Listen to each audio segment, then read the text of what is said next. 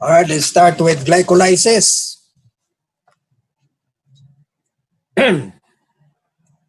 Importance. You have seen it there? Can you see it? Yes, Most Doc. tissues have at least some requirements for Doc. glucose. Oh, so most tissues have at least some requirement for glucose. But there are tissues that would prefer other uh, fuel molecule rather than glucose. Okay? All right, so the brain, for example, the requirement is quite substantial. So although your brain can utilize ketone as a source of energy, but it's only 20% of the total energy that it requires. Our heart muscles, as you have heard from Dr. Ryan, the glycolytic pathway in the heart muscle is quite low. Quite low, and has a poor survival under conditions of ischemia. Okay? And there are diseases as a result of deficiency of enzymes of the glycolytic pathway.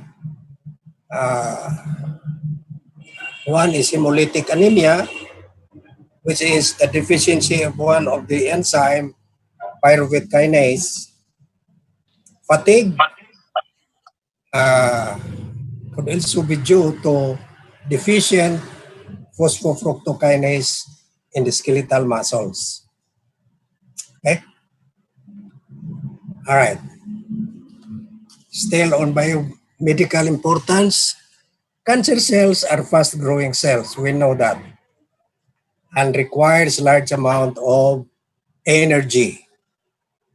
Those glycolysis is utilized by cancer cells. And so they form a large amount of pyruvate, which is reduced to lactate and is exported. Now, when pyruvate, which is the product of glycolysis, is converted to lactic acid, it means that that type of glycolysis does not require oxygen. So it is anaerobic glycolysis. So cancer cells can grow very well in anaerobic conditions. Anaerobic conditions. So that cancer cells can proliferate very, very fast if aeration of cells is deficient. So that means that the lungs are not doing well, are not functioning well. And we know certain lifestyles can make the lung inefficient. Like, for example, smoking. Okay? So, consequence of smoking, okay, the lungs could not fully aerate the whole body, so cancer cells can thrive very well. So because cancer cells likes to be in anaerobic condition. And because it produces lactate out of the pyruvate, the environment becomes also acidic. So two requirements for cancer cells to grow very well: lack of oxygen and acidic tissues. So there you are. So your adjunct procedures that to help in the treatment of cancer is to aerate the patient. So oxygenate the patient and make the tissues alkaline. So it should be in an alkaline environment so that cancer cells cannot grow well. All right. Although the lactic acid that is produced can be utilized for formation of glucose through a process known as gluconeogenesis in the liver. And this is an energy expensive process which is responsible for much of the hypermetabolism. Hypermetabolism meaning increased utilization of glucose in cancer patients. And we have this what we call cancer cachexia. Huh? Because cancer cells utilizes anaerobic situation. And it is a very expensive way of producing ATP or energy because for every molecule of glucose, there will be less amount of ATP will be formed. For every molecule of glucose in an anaerobic condition, through glycolysis, you will only produce 2 molecules of ATP per glucose molecule. So it's quite expensive. So that's why cancer cells thrives very well in high sugar, no? High sugar condition. All right. So you think of diabetes mellitus. So patient with diabetes mellitus would be a very good place for cancers to grow because there's plenty of sugar. No? All right. So lactic acidosis results from various causes, including impaired activity of pyruvate dehydrogenase, especially in thiamine or B1, vitamin B1 deficiency.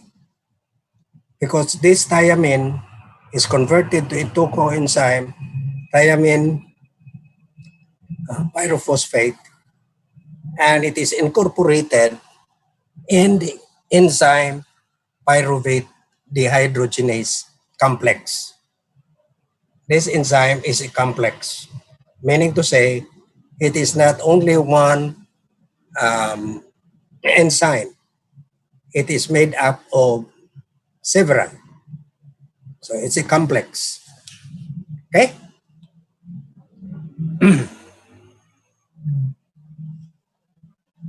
All right, what we have here is a summary of glycolysis.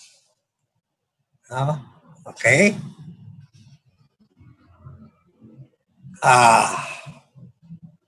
Initial reaction is to convert your glucose into hexose phosphates. You can also get glucose from glycogen. Breakdown of glycogen will produce glucose converted to hexose phosphates. This glucose can be from dietary source and converted to hexose phosphates. And then this is phosphorylated. This is phosphorylated.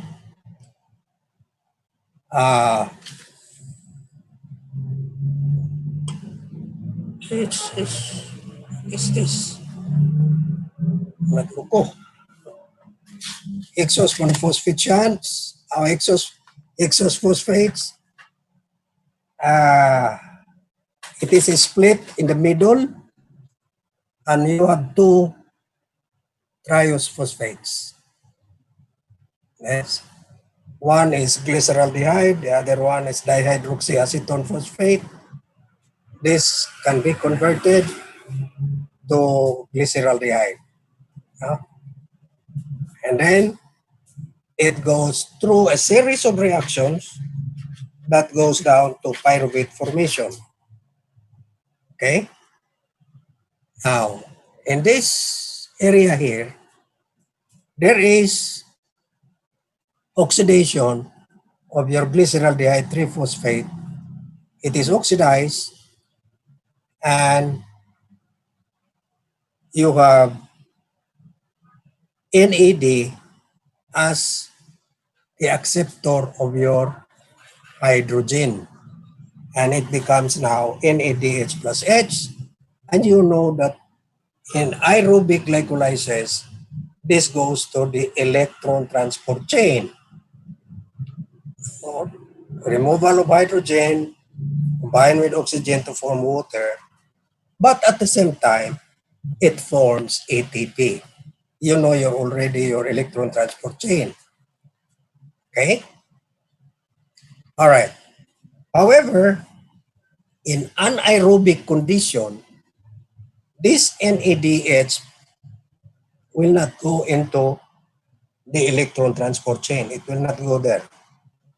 That NADH will be oxidized back to NAD by giving the hydrogen to the end product pyruvate to become lactate. So you recover this NAD oxidized already, so it can have another reaction. Okay? So the NADH does not go into electron transport chain. So that's why there is less ATP that will be formed. Okay? So this one is black during anaerobic conditions. This one is black during anaerobic conditions. No? Because this one is pyruvate will go to the mitochondrion to become acetyl-CoA, and that acetyl-CoA will go into your Krebs cycle. You see? All right.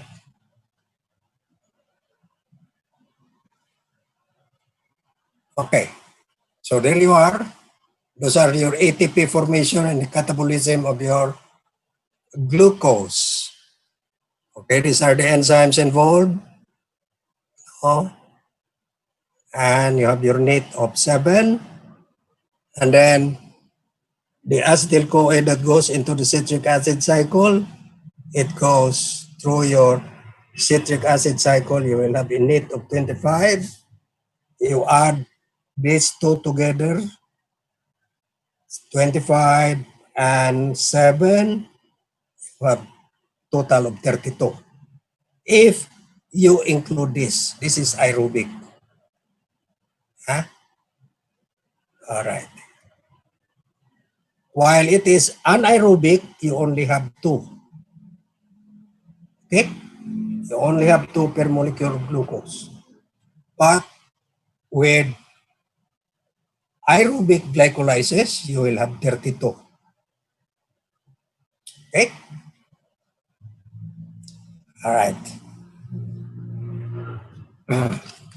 Now, before we go into the reactions of the glycolytic pathway, let's try to go back again.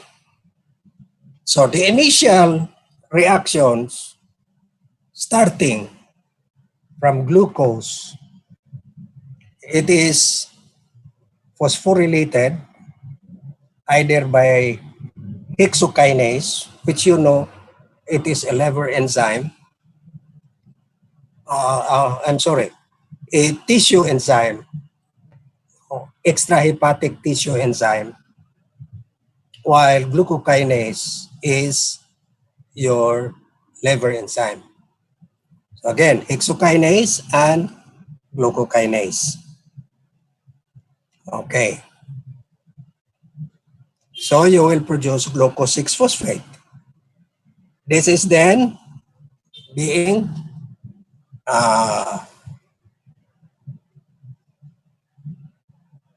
so glucose is converted to glucose 6-phosphate, which requires a breakdown of ATP so that you will have glucose 6-phosphate. Enzymes could either be hexokinase, which is found in the extrahepatic tissue, and glucokinase, which is only found in the liver. Both of these enzymes are subject to regulatory mechanisms. We will talk about that later. Then your glucose 6-phosphate is isomerized to fructose 6-phosphate by an enzyme, the enzyme that converts your glucose 6-phosphate to fructose 6-phosphate, which is your phosphoglucose isomerase, because they are isomers.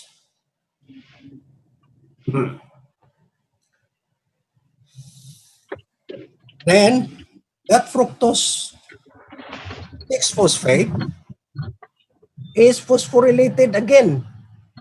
So there's another phosphate to be added. And this is through the enzyme phosphofructokinase 1. Phosphofructokinase 1. Because there is another phosphofructokinase 2. No? So phosphofructokinase 1 is in the glycolytic pathway. All right. So additional of a phosphate. This time, the phosphate is attached to carbon 1.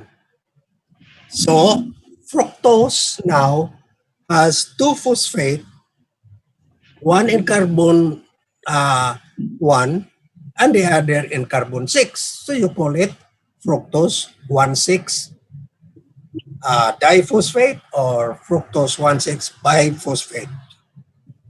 Okay. This is the first, or you would say, the rate limiting reaction. Rate limiting reaction, which is catalyzed by your phosphofructokinase 1. Okay? This fructose 1,6 diphosphate or bisphosphate will now be split into 2 so that it is split in the middle so that each 3 carbon molecule or triose has a phosphate. So they are known as triose phosphates. Okay? It is split in the middle, so there are only 3 carbons each. Okay. So they are triose phosphates. And what are those triose phosphates? Glyceraldehyde 3-phosphate, and the other one is dihydroxyacetone.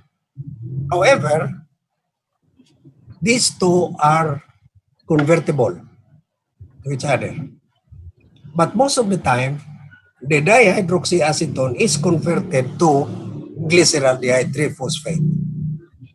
Now, the enzyme that splits it is known as aldolase.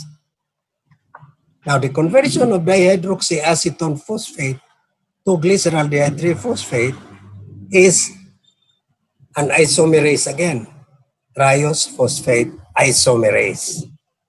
Okay. So the net result of this reaction, you know,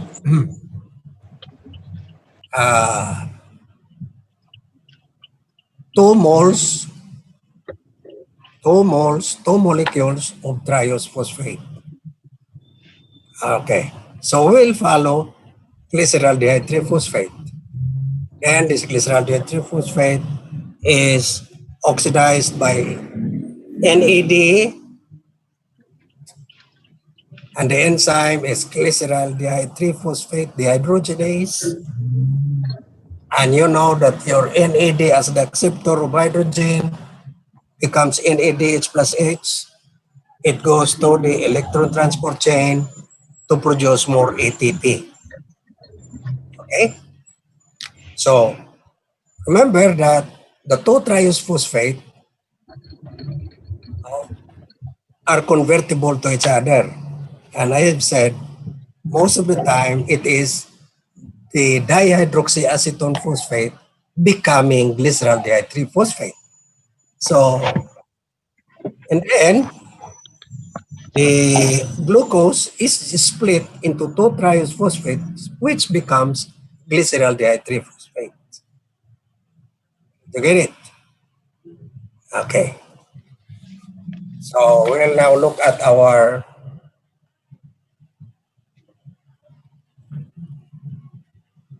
so here is the pathway. Oh, it's a different pathway. I mean different presentation. So this one, this is the new presentation. Okay. You have here two sources. Glucose, which comes from the diet into the blood, and into the cell. Okay. Or coming from glycogen stored in the liver and in the muscle. It is degraded to form glucose 1 phosphate. Okay. And then this is converted to glucose 6 phosphate. So it is just a matter of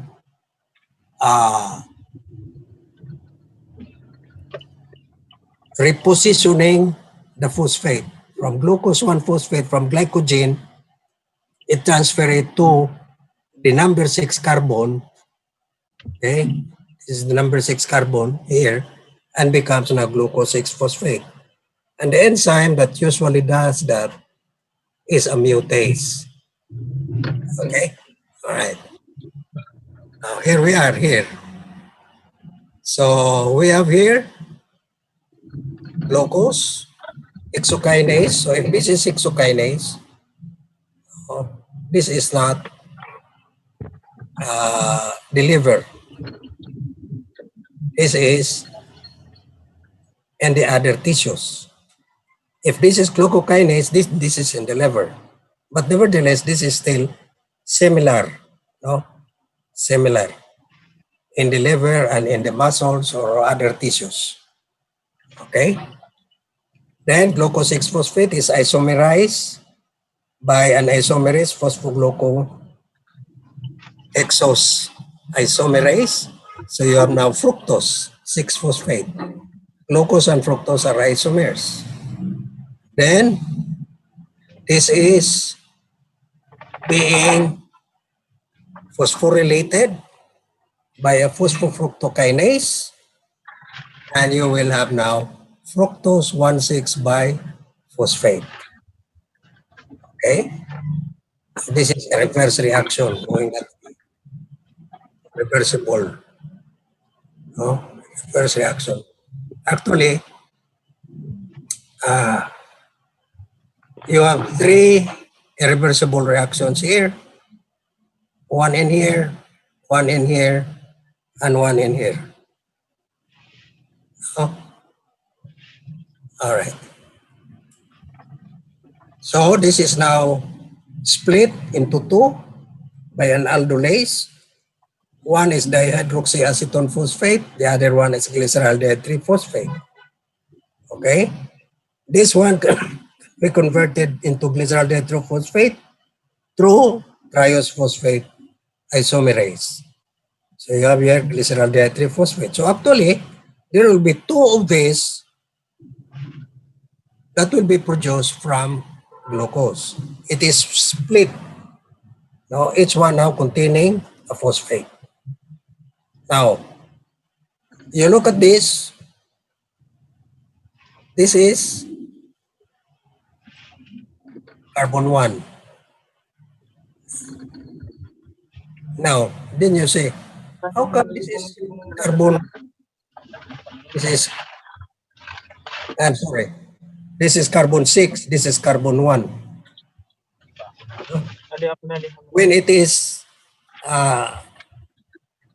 your fructose 6 phosphate. See, where is the double bond? There. All right. Okay. So actually, you will have two of these that will go to the next reactions. So how many reactions do you have here? 1, 2, 3, 4, 5. The first 5 reactions is to produce will produce glyceraldehyde 3-phosphate. Now the next reactions, another set, 1, 2, 3, 4, 5 enzymes.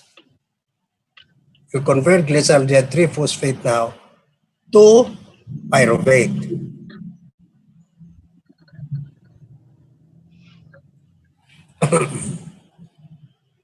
So here is the first oxidation by a dehydrogenase, NAD accepting the hydrogen from glyceraldehyde 3-phosphate to produce biphosphoglyceric acid.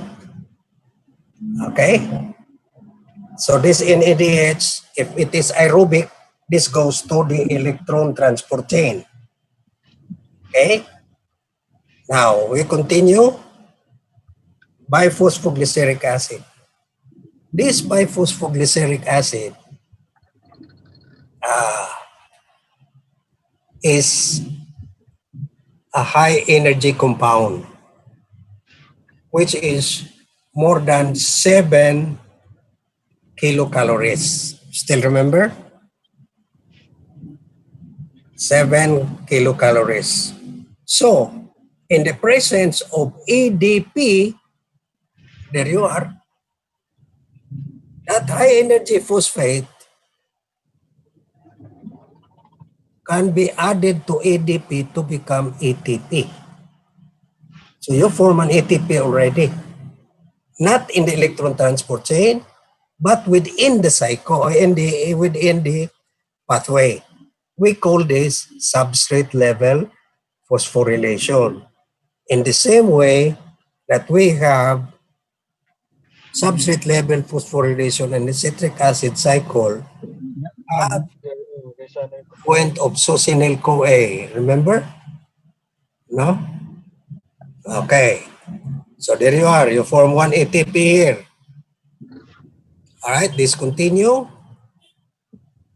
Then that phosphate from here in 3-phosphoglyceric acid or glycerate is transferred to the second carbon through this mutase. Okay, phosphoglycerate. After that, you have 2-phosphoglyceric acid. This is now dehydrated by an enzyme adolase, and you create phosphoenol pyruvate, another compound that is of high energy, phosphoenol pyruvate. So that in the presence of ADP, that high energy phosphate here will be transferred to ADP to become ATP. So you form 1, 2 ATPs, substrate level phosphorylation. Okay? Now, since there are 2 glyceraldehyde 3-phosphate, 2 of these going this way, then you will have 1 and 2. So, 2 plus 2, that becomes 4. Correct? 4. All right? 4. However, you have invested 1 ATP here and 1 ATP here in your reaction. So 4 minus 2, you will only have 2 in anaerobic condition. if this NADH will not go into the electron transport chain. You get me? If in a condition that is aerobic, there is oxygen, this goes to it to your electron transport chain, produce more ATPs additional of this substrate level phosphorylation. So you will have more of ATPs when it is aerobic. When the NADH goes to the electron transport chain. But in the absence of oxygen, and that is anaerobic, this NADH is oxidized by giving the hydrogen to pyruvate. And pyruvate becomes lactic acid. And as a result, you'll have an NAD again, so you can have this reaction. But this one, Eric nakikita kay di naman ni si Itro nga to. ano na ito? The NADH. Pero tayo naman. Oo, pinapabalik ko na lang ito 578. Kaya na. Ma-unmute.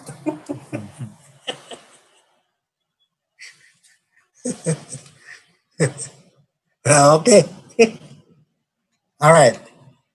This illustration is found in our 31st edition. The older edition is this one.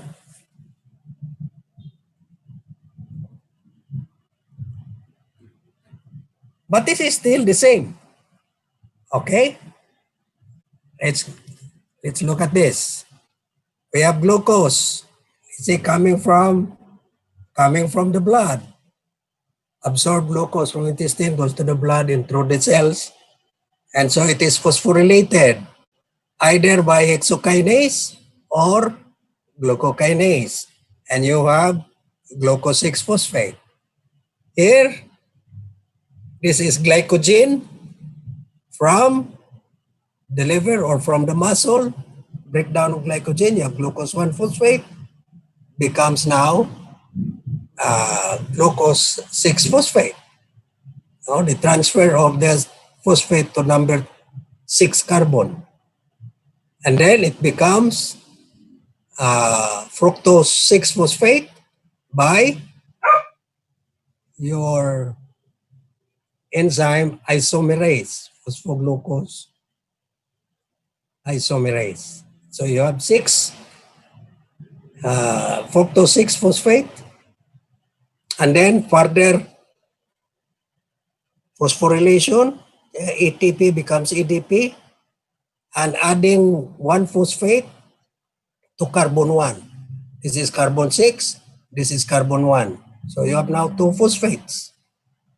And then we split this in the middle here. Split this by an enzyme known as aldolase. So you have dihydroxyacetone phosphate and the other one, glyceraldehyde 3-phosphate. However, these two are, as I've said, convertible to each other. But most of the time, this dihydroxyacetone phosphate becomes glyceraldehyde 3-phosphate. Okay? Then when you have glyceraldehyde 3-phosphate, this is now oxidized by your enzyme glyceraldehyde 3-phosphate dehydrogenase, removing 2 hydrogen and giving it to NAD to become NADH. And we know when this is formed as NADH, it goes into your respiratory chain to form ATPs. Okay, did you get it? Now, this is only available when there is plenty of oxygen, or meaning you have aerated. No? However, in anaerobic conditions, this NADH cannot go this way because there's no oxygen. So this goes giving off the hydrogen to the product. And what is the product? Pyruvate. And becomes lactate. And you are going to have your reduced NAD, NADH plus it become NAD again, and it goes back to this reaction so that you will have this reaction. Then you have, now this enzyme does not only oxidize, but also adds a phosphate there.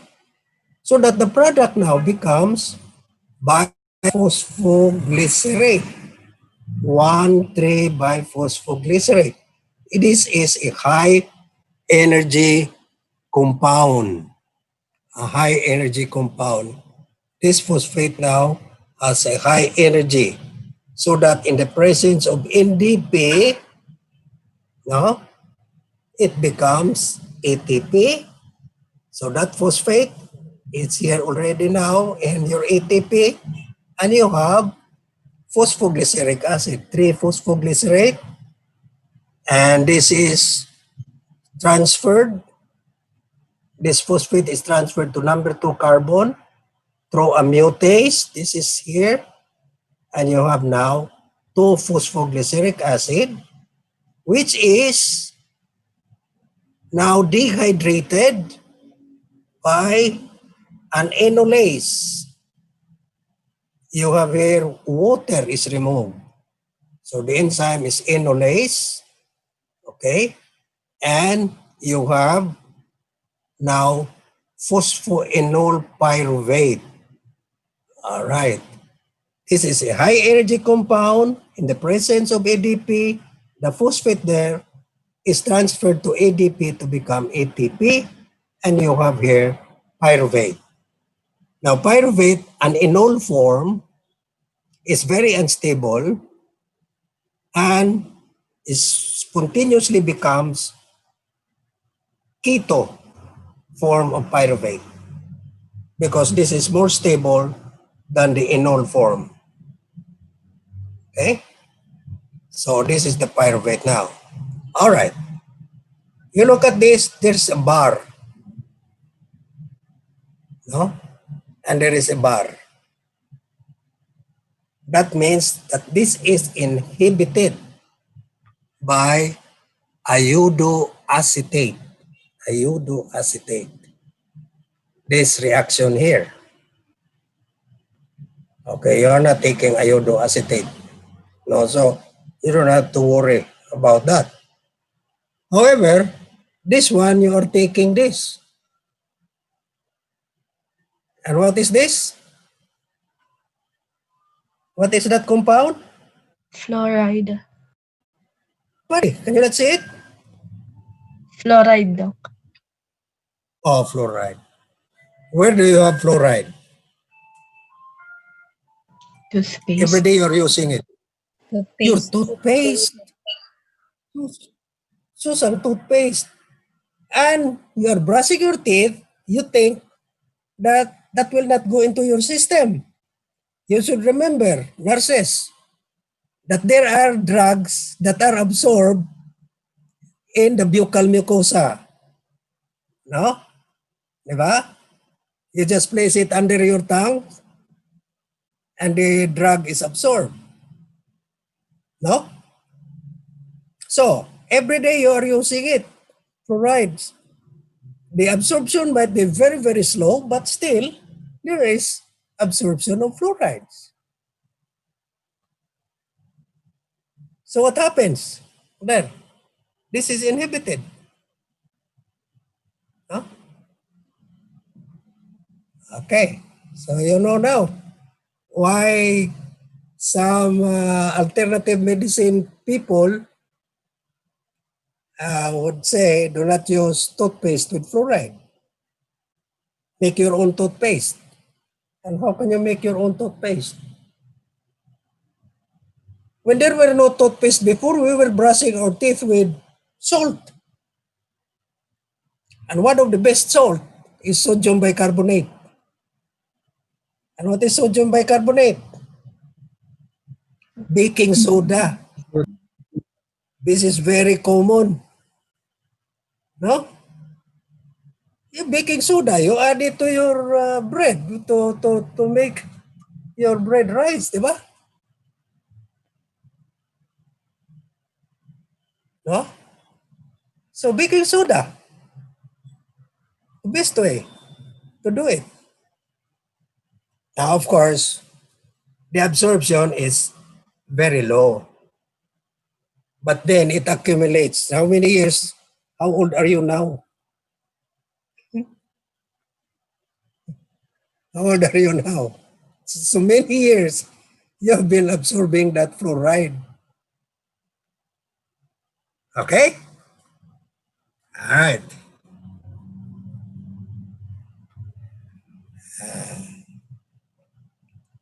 Let's continue.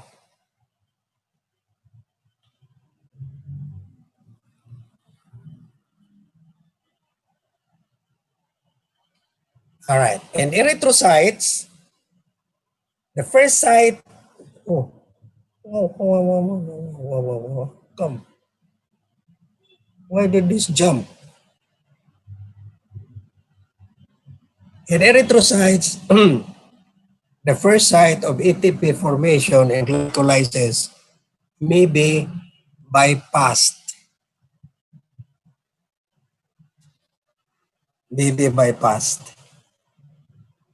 Because this pathway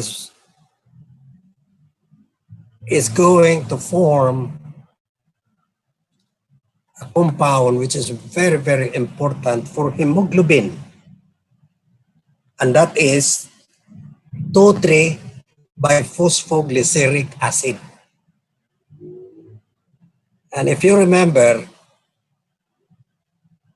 this binds to hemoglobin, decreasing its affinity for oxygen, so making oxygen more readily available to the tissues. You can go back to chapter 6 of your hemoglobin. Okay, so let's look at the illustration. Oh, here you are. So, remember, glyceryl 3-phosphate, 1,3-biphosphoglyceric acid, then 3-phosphoglyceric acid, then down to pyruvate, di ba? Now, this one, as I said, ATP formation, substrate level phosphorylation. This is bypass. Your 1,3-biphosphoglyceric glycerate is acted upon by a mutase. You know, an enzyme, you still remember when we're talking about enzyme? Mutase is an enzyme that just rearranges the molecule, rearrange the atoms in the molecule. Now, in this way, this biphosphoglyceric acid, the two phosphates are found at carbon 1 and carbon 2. In the presence of mutase, the carbon 1 phosphate is transferred to carbon 2. See that? And this is the one that is being used.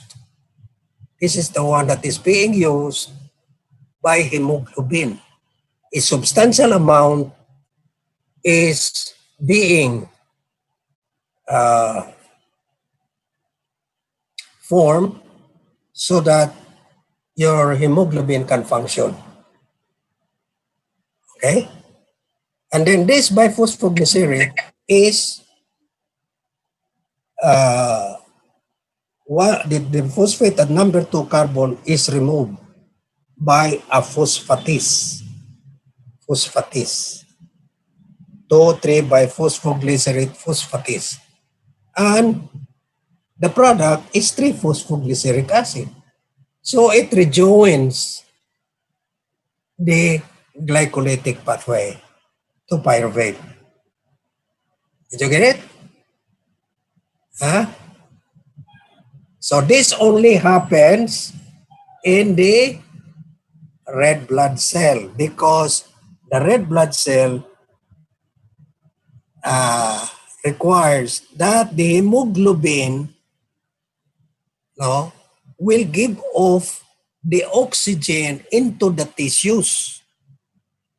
And the only way to do that is to form 2,3-biphosphoglyseric acid so that when this binds to your hemoglobin, the affinity of your hemoglobin to oxygen becomes diminished.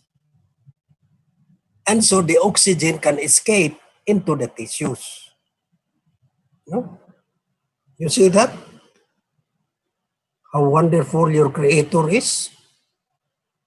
If this is not formed, that oxygen in hemoglobin cannot be given off to the tissues. Okay?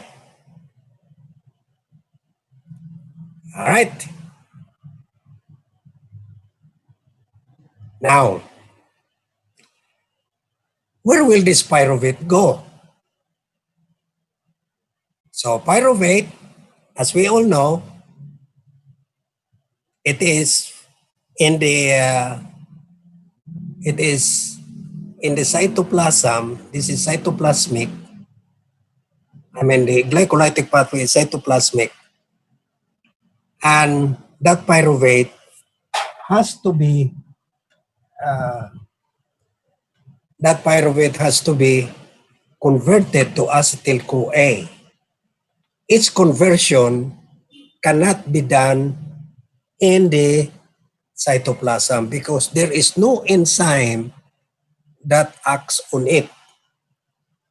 That enzyme is only found inside the mitochondrion. So that pyruvate has to enter the mitochondrion. And the pyruvate dehydrogenase. So once the pyruvate enters the mitochondrion, pyruvate dehydrogenase inside the mitochondrion now acts on pyruvate to transform it now into acetyl-CoA. There you are. So, I mean, this pyruvate dehydrogenase is a complex. So remember thiamine diphosphate or pyrophosphate? No? Okay. It is hydroxyethyl thiamine diphosphate. All right. Here is another one, lipoamide. Here is another from riboflavin. Okay. This is lipoic acid. Okay. And this is your coenzyme A. Several enzymes are involved. And this is together a complex known as pyruvate dehydrogenase complex, using several what you call coenzymes. TPP, thiamine pyrophosphate or thiamine diphosphate. Then you have the lipoic acid, lipoamide. And then you have your coenzyme A. Then you have your flavin adenine dinucleotide. And then you have your NADS. So these are your coenzymes, all coming from the vitamin B complex family. Okay? So where will this acetyl-CoA go? Huh? So we said pyruvate gets inside the mitochondrion into the matrix, and then acted upon by this pyruvate dehydrogenase complex, and you produce acetyl-CoA. So where will this acetyl-CoA go?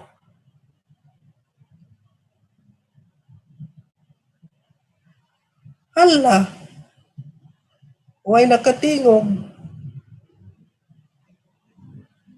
Unsaon man din sa kuan?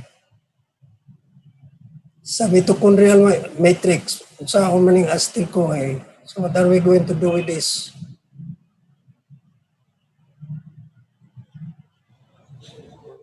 Halaka. ATP ba ito, Dok? Nakalimta na ang citric acid cycle. Mao kani substrate. This is the substrate of your citric acid cycle. And where is the citric acid cycle located?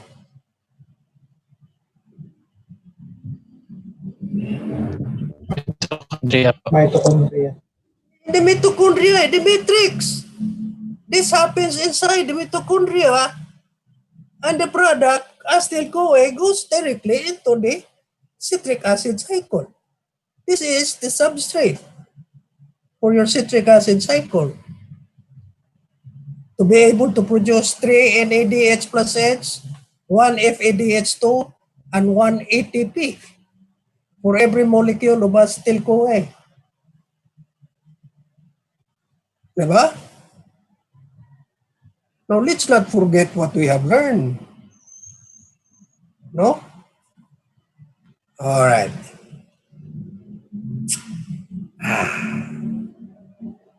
This is the pyruvate dehydrogenase.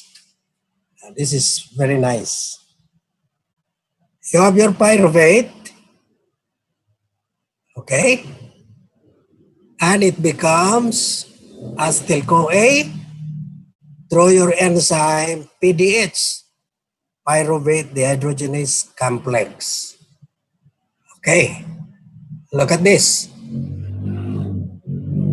What is going to inhibit this enzyme? You look for negative dione. Now you have there an arrow which is wavy arrow. So, if you have plenty of acetyl-CoA already formed, that can inhibit your PDH. Or, if there's plenty of NADH that will be formed, then that is inhibited. Okay? Now, this one is for the activation of your PDH. No?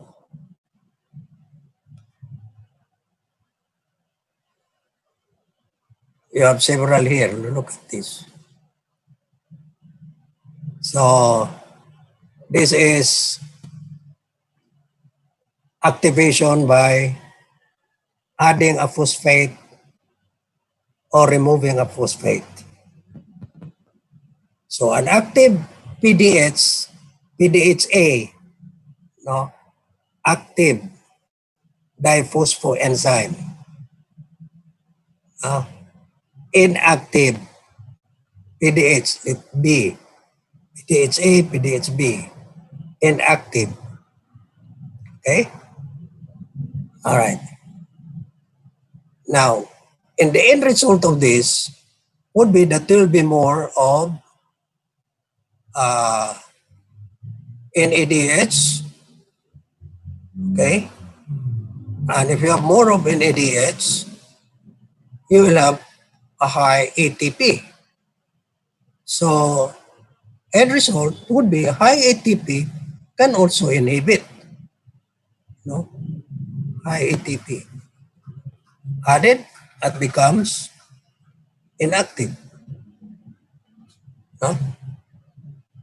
Now, this is because of your kinase. So what does a kinase do? A kinase puts a phosphate. So what is the source? ATP. And it becomes ADP. The phosphate is added here. So you have the phosphate here. So it becomes inactive. This only occurs when you have plenty of this already. Pero guwa ka ni, you have only AMP, this will activate your AMP. Will activate it. Because ATP has 3 phosphate, your AMP has only 1 phosphate. Meaning, you have already a very low energy level when you have plenty of AMP. But you have plenty of ATP, you have a high. You call it a high charge cell. Just like your cell phone when it is fully charged, high charge cell. Oh, it's very similar. Cell phone. Di ba? Most of the cells, we call it also high charge cells when you have plenty of ATP. Okay, so all just have to remember is that your PDH or pyruvate dehydrogenase complex can be inhibited by its own product, acetyl-CoA, and plenty of NADH. Because you know that when you have plenty of acetyl-CoA, you will form more of this. And if you have more of this, it goes into the electron transport chain, it will produce more ATP. Di ba? Alright.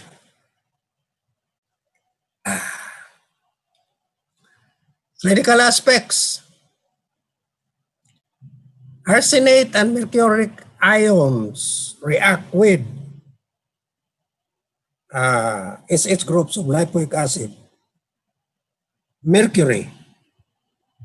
We know that mercury is poisonous. But there was a time when we were using mercury as treatment for wounds. Ever heard of mercurochrome?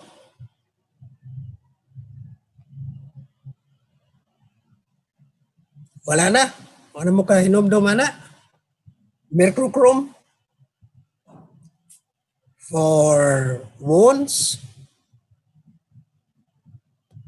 Wala din. Now we don't use it anymore because mercury is really a poison. So we use mercurochrome before because it kills bacteria. But it also kills us slowly. Okay. So arsenate, and mercuric ions react with the SH groups of lipoic acid. Now, what amino acid contains this? Yes, iodine. Cysteine. Cysteine. Sorry, and gluten. Remember we said in the catalytic site of an enzyme, you are sure to have a cysteine residue because of the SH group, which participates in the catalysis. All right, so there you are. Lipoic acid is the one that is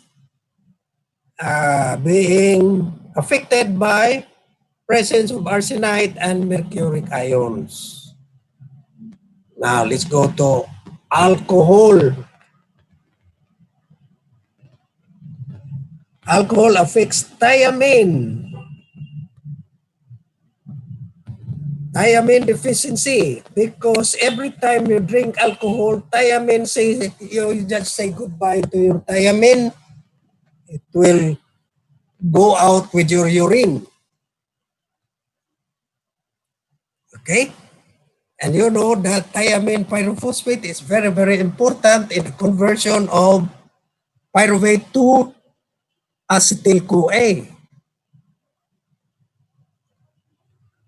Okay. Now, patients with inherited pyruvate dehydrogenase deficiency could be a defect in one or more components of the enzyme complex, also present lactic acidosis. Why? Because the pyruvate will be already inside your mitochondrion and cannot be converted to acetyl-CoA. So the lactic acid from the cytosol has no more place to go. So it is just being reduced in the cytoplasm to become lactic acid. So you will have lactic acidosis. Every time you have a glucose load. See that? Because of the dependence of the brain on glucose as fuel, these metabolic effects commonly cause neurological disturbance, lactic acidosis. Now, inherited aldolase. Where is this aldolase? In your glycolytic pathway. What is its action? It splits your glucose into 2-triose-phosphate, aldolase. So, inherited aldolase and pyruvate kinase deficiency in RBC cause hemolytic anemia. Cause hemolytic anemia. And then, deficient or let's say fatigue when you have muscle phosphofructokinase deficiency. If you are on a high carbohydrate diet. Manong naluya man ko, ikaon man ta kog daghan. So this is the one.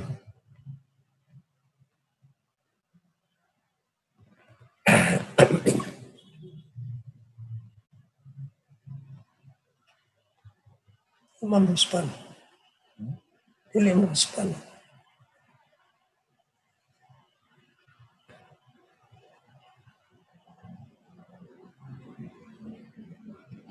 Pero dili mo respond dili mo. Oh, lukso man.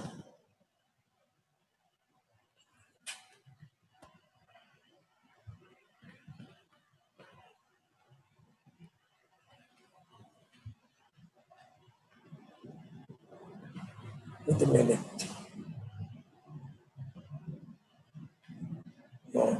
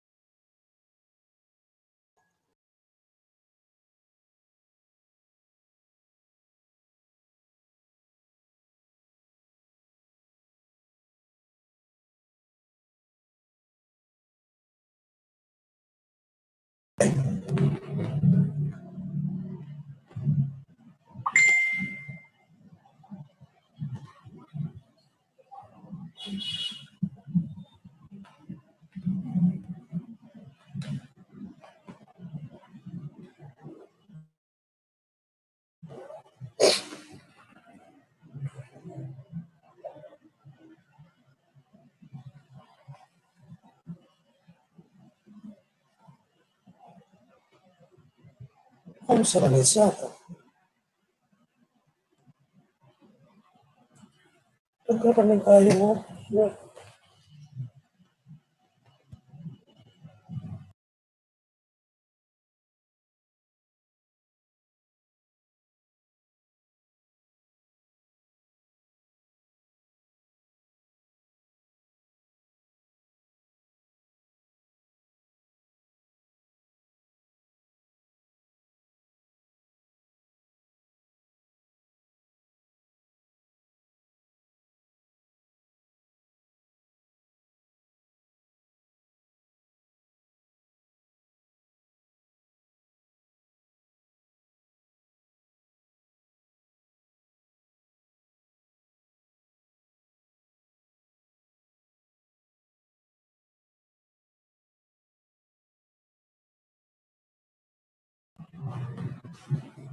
Okay. Let's continue. Tissues that function under hypoxic conditions produce lactic acid.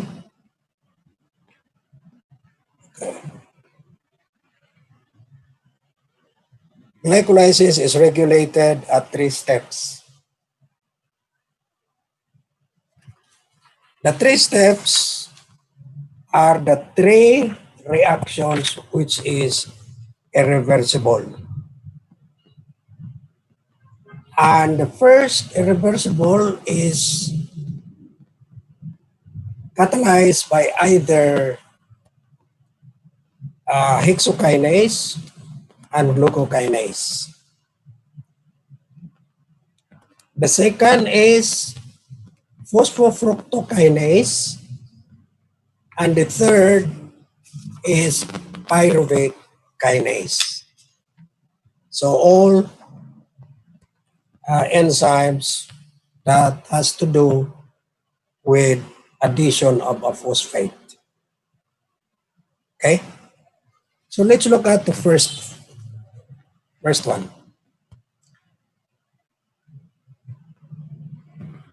So it says here, how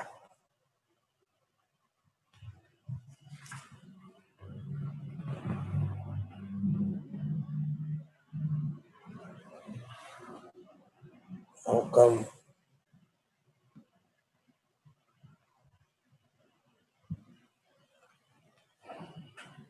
Okay, 3 irreversible steps. Either hexokinase and glucokinase, phosphofructokinase, and pyruvate kinase. No? And before we go there, it says blood carries glucose into the cells where it is transported across cell membrane using carrier molecules or transport molecules. The above process is facilitated by insulin in adipose tissue and muscle tissue. The transport is not facilitated by insulin in RBC, intestinal mucosa, brain, and liver. Okay, you know this already. Glycolysis takes place in the cytoplasm. It produces some energy, converts glucose into 3 carbon compounds, which then enters mitochondrial. Glucokinase is a liver enzyme specific for glucose, while hexokinase is found in every cell and catalyzes other hexoses. Hexoses are mannose, galactose, fructose. So, hexokinase. And then we have 3 irreversible reactions. This one are your hexokinase, glucokinase. That's the first step. Depends on you are in the liver, glucokinase, other tissues, hexokinase. And then phosphofructokinase, and then pyruvate kinase. Okay. Let's talk about the regulatory enzymes. Enzymes, glucokinase. So it is emphasized again, it's a liver enzyme which is specific for glucose. Catalyzes glucose phosphorylation. Insulin facilitates its action and is irreversible. Insulin. Meaning, glucokinase comes out in the presence of insulin. It is a high Km, meaning low affinity for glucose, and it is a high Vmax. Meaning, what does this mean? Low affinity? It needs higher concentration. Okay, higher concentration of glucose before glucokinase reacts. And this is well placed in the liver because the liver is the first recipient of all absorbed materials or nutrients coming from the intestine. So you have a glucose surge goes directly to the liver. Okay? So my battery is low. Wait a minute.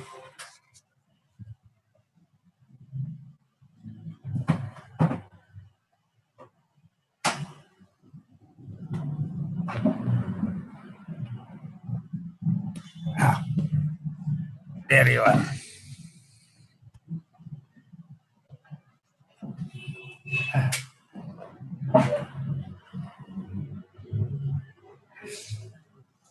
Okay.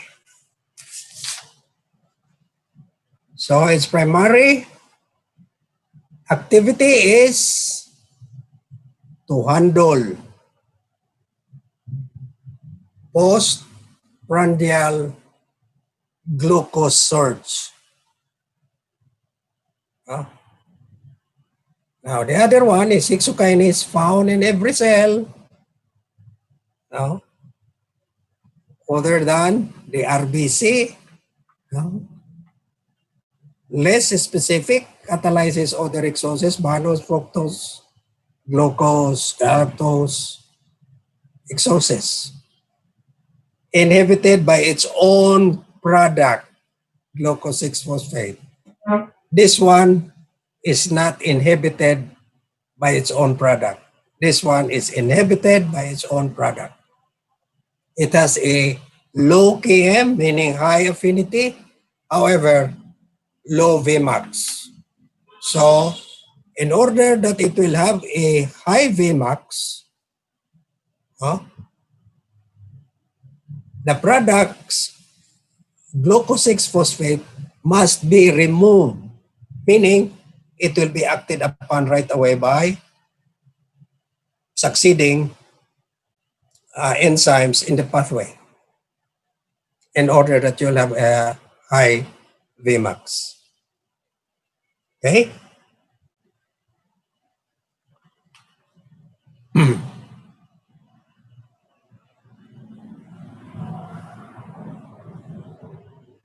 And the other one is phosphofructokinase.